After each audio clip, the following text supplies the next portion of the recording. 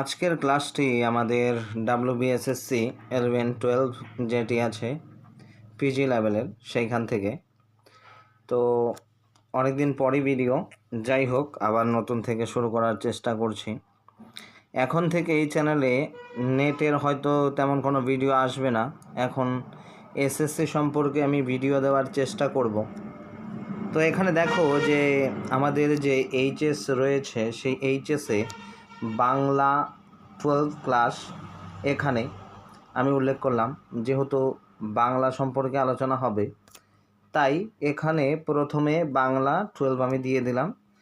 তার মধ্যে আমাদের কিন্তু প্রতিটা ক্লাসে 3টি করে বই পড়তে হয়।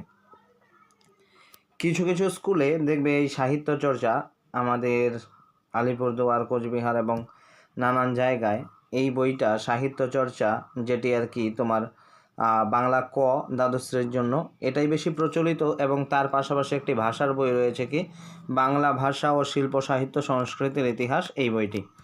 তো মোট কথা হচ্ছে যে 9, 10, 11, 12 প্রত্যেকটা ক্লাসে আমাদের কিন্তু 3টে করে বই রয়েছে। এরকম সেম একই সাহিত্য চর্চা ক এবং অন্য আরেকটি সাহিত্য কথা এটিও রয়েছে প্রত্যেকটা ক্লাসের ক্ষেত্রে। শুধু এখানে কিছু পরিবর্তন হবে। 9-এর জন্য প্রফেসর শঙ্কুর ডায়েরি এবং 10-এর জন্য কোনি, তারপরে 11-12-এর জন্য কিন্তু এরকমই বই রয়েছে। তো আজকে শুধু 12-এর আলোচনা যেহেতু, তো 12-এর ক্ষেত্রে আমি বলে নিচ্ছি এই 3টি বই দেখো। তো আলোচনা শুরুর প্রথমেই আমাদের আজকে আলোচনা হবে এই যে সাহিত্য চর্চা এই বইটি সম্পর্কেই আলোচনা করব, এবং খুব সংক্ষেপে আমরা কিভাবে নোটপত্র তৈরি করব। কারণ দীর্ঘ পরিমাণ নোট তৈরি করলে যদি বই তৈরি করে ফেলি নোট লিখতে গিয়ে, তাহলে তো কোনো রকম তেমন লাভ দেখা দেবে না। তো আমি একটু ভিন্ন পদ্ধতিতে তোমাদের সঙ্গে আলোচনা করব যে কি করে আমরা ভালোভাবে নোট তৈরি করতে পারি এবং খুব স্বল্প পরিশ্রমে আমাদের যেন মনে থাকে, অর্থাৎ স্মার্ট ওয়ার্কের কথা বলবো। এখানে দেখো এই বইটি সম্পর্কেই চলো আমরা আলোচনা করি। যেটি আমরা এড়িয়ে যাই সেটি হলো যে আমাদের বই পড়ার ক্ষেত্রে আমরা করি কি, যে আমরা যে সূচিপত্রটি থাকে সেই সূচিপত্রটিকে ভালো করে সাজিয়ে নেই না। কিন্তু আমার ক্ষেত্রে আমি সবসময় করি কি, যে এই যে সূচিপত্র এই সূচিপত্রটাকে কিন্তু আমি খুব ভালো করে সাজিয়ে নেই, যার কারণে আমার কাছে পুরো বইটি সম্পর্কে যে ধারণা সেই ধারণাটা কিন্তু চলে আসে। তাহলে আমার পড়তে পরবর্তী সময় সুবিধা হয়, আমি লিঙ্কগুলো খুঁজে পাই যে কোনখান থেকে আমি কি পড়ছি। তো তোমরা করবে কি, দেখো এখানে এই যে সাহিত্য চর্চা বইটি আমাদের ক বিভাগটি আর কি, তো সেখান থেকে এই সাহিত্য চর্চা বইয়ের নাম আমরা লিখে নিলাম। তারপর দেখো এটিতে কত কিছু রয়েছে, গল্প রয়েছে, কবিতা রয়েছে, নাটক রয়েছে, আন্তর্জাতিক কবিতা, ভারতীয় গল্প, তারপর পূর্ণাঙ্গ সহায়ক গ্রন্থ আমার বাংলা সুভাষ মুখোপাধ্যায়ের লেখা, তাই তো এরকমভাবে কিন্তু রয়েছে প্রত্যেকটাতে। তো এখানে করবে কি, এটা তো সূচিপত্রতে আছেই, কিন্তু এই জায়গায় কিছু অতিরিক্ত অ্যাড করতে হবে। যেরকম আমি তোমাদেরকে বলতে পারি যে এই যে সূচিপত্র থেকে তোমরা 1টি বা 2টি প্রশ্ন এসএসসিতে অবশ্যই পেয়ে যাবে কমন, খুব অল্প ইয়েতে, আরও বেশিও পেতে পারো। আমার ধারণা তোমরা 1-2টো তো কমন পেয়েই যাবে। তো এখানে করবে কি, যে আমরা যে গল্প লিখলাম, শুধু গল্প নয়, গল্প তো সূচিপত্রেও রয়েছে না, এবং কবিতার যে কবিতাও তো সূচিপত্রে রয়েছে, নাটকও রয়েছে, এভাবে রয়েছে। কিন্তু আমার ক্ষেত্রে আমি বলছি যে এখানে করবে কি, সূচিপত্রটাকে ভালোভাবে তোমার মতো করে গুছিয়ে নেবে। আমি যেরকমভাবে গুছিয়ে নিয়েছি, যেরকম ধরো যে গল্প যখন লিখবে তখন কতগুলো গল্প আছে, আমাদের 3টে মোট গল্প রয়েছে। কে বাঁচে ভারতবর্ষ। তো তার পাশাপাশি করব কি, আমরা সেখানে এই যে লেখকের নাম মানিক বন্দ্যোপাধ্যায়, লেখকের নাম দিয়ে দিলাম, এবং ব্র্যাকেটের মধ্যে তোমরা করবে কি, যে মূল চরিত্রগুলো, গল্পের মূল চরিত্রগুলো এখানে লিখে নেবে। এটা তো গল্পের ক্ষেত্রে গেল, 3টি গল্প লিখলে এবং লেখকের নাম লিখলে তারপর চরিত্রগুলোর নাম লিখলে, বাস হয়ে গেল। তারপরে আসো কবিতার ক্ষেত্রে। আমরা এবার কবিতার ক্ষেত্রে কি করব, কবিতাতে তো আর ক্যারেক্টার নেই, তাই না? কোনো কবিতাতে থাকতে পারে, কিন্তু বেশিরভাগ কবিতাকে কিন্তু কোনো ক্যারেক্টার অর্থাৎ চরিত্র কিন্তু নেই। তো চরিত্র নেই, তাহলে কি হলে আমাদেরকে এখানে কবিতার ক্ষেত্রে করতে হবে মূল যে কাব্যগ্রন্থ রয়েছে সেই কাব্যগ্রন্থটিকে কিন্তু ব্র্যাকেটে লিখে নিতে হবে। যেরকম রূপনারায়ণের কুলে রবীন্দ্রনাথ ঠাকুরের লেখা কোন কাব্যগ্রন্থ থেকে নেওয়া, শেষ লেখা কাব্যগ্রন্থ থেকে নেওয়া।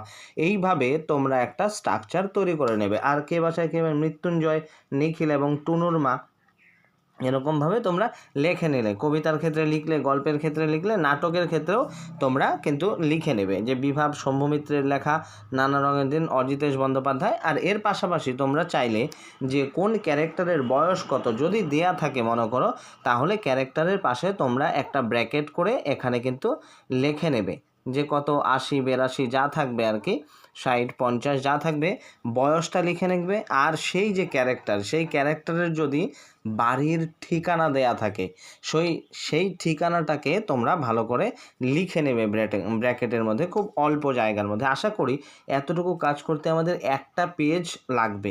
তো ধরো আমাদের টোটাল যে রয়েছে বইগুলো, 4টা ক্লাসে, প্রতিটা ক্লাসে যদি 3টে করে বই হয়, তাহলে 4টা ক্লাসে টোটাল বই হচ্ছে তোমার 12টি, তাই তো? টোটাল 12টি বই রয়েছে আমাদের। তো হাইলি বোথ সাইড যদি তোমরা লেখো তাহলে 6 পৃষ্ঠা হতে পারে, অর্থাৎ 12 পেজে বা 1 পেজ করে এক সাইড যদি লেখো তাহলে 12টা পৃষ্ঠা হবে মাত্র। পুরো টেক্সট বই কিন্তু পুরো কমপ্লিট প্রায়, ঠিক আছে, কমপ্লিট। এর অতিরিক্ত কোনো কিছু কিন্তু নেই। এরপরে এক একটা গল্পর থেকে হাইলি তোমাদের কিন্তু এই যে মনে করো যে 8-10 লাইন করে আমি কমন দিয়ে দেব, খুব বেশি হলে 8-10 লাইন, 15 লাইন এরকম থাকবে।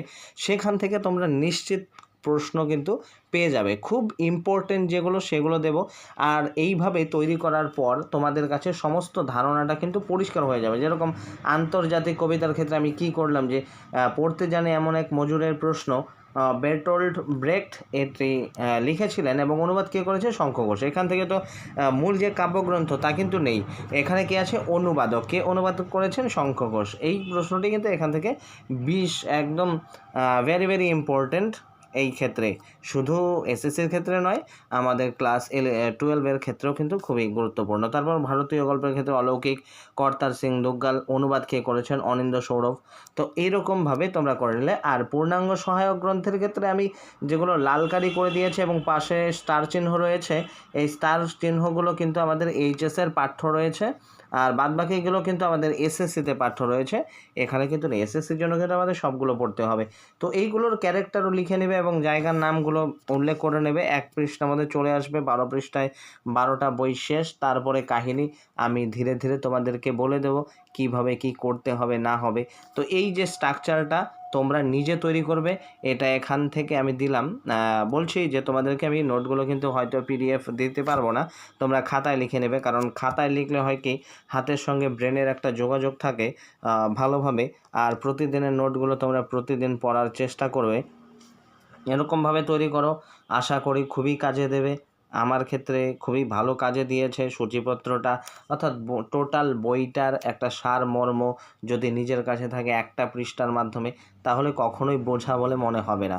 আর গল্প এবং কবিতার ভেতর থেকে খুব বেশি তো আর কোনো কিছু মনে রাখার নেই, কয়েকটা লাইন থাকবে, সেই লাইনের বক্তাকে এরকমই। আর সন তারিখ তো সেরকমভাবে দেওয়া থাকে না, কারণ কনফিউশনের কোশ্চেন থাকে, তো একটি থাকতে পারে। কিন্তু টোটাল বিষয়টা আমি আশা করি এখানে পরিষ্কার হয়ে যাবে। তোমরা এই যে ছবিটা দেখো, চাইলে স্ক্রিনশট করে নাও। তো নেওয়ার পরে দেখো তো এই বিষয়টি একটা পেজের মধ্যে আমি তোমাদেরকে সমস্ত কিছু পরিষ্কার করে উল্লেখ করে দিলাম, কোন জায়গায় তোমাদের কি নোট করতে হবে। বাদ বাকি কিছু আমি পরে বলছি, পরবর্তী ভিডিওতে যখন টপিক নিয়ে আলোচনা করব। আর টপিকগুলো করব কি, আমি শুধু বিষয়বস্তুটা বলবো, বিষয়বস্তুটা বলে দেব, চরিত্রগুলো লিখে বিষয়বস্তুটা বলে দেব। বিষয়বস্তুটা বলার পরে আমি তোমাদেরকে কিন্তু উল্লেখযোগ্য যে তথ্যগুলো থাকবে, সেই অল্প পরিমাণ তথ্য খুব অল্প পরিমাণে দেওয়ারই চেষ্টা করব, যেন তোমাদের সুবিধা হয়। আর তোমরা করবে কি, এটি দেখে বারবার করে কিন্তু টেক্সটগুলো পড়বে। দেখো, যেটা বাস্তব কথা, হয়তো কথা অন্যরকম হয়ে যাচ্ছে যদিও, তাই হোক, ভিডিও একটু দীর্ঘ হচ্ছে হোক, ক্লাসগুলো তো এমনই হয়ে থাকে। তো দেখো, এই যে এইগুলো গল্প, কবিতা তুমি যত টেক্সটের থেকে পড়বে তত তোমার ভালো মনে থাকবে। আমি যদি নোট দিয়ে দেই তেমন কোনো ফল কিন্তু হবে না। টেক্সটগুলো পড়ার চেষ্টা করবে আর এই স্ট্রাকচারটা তৈরি করে নেবে। বাদবাকি দেখা হচ্ছে পরবর্তী সময় অন্য কোনো ভিডিওতে।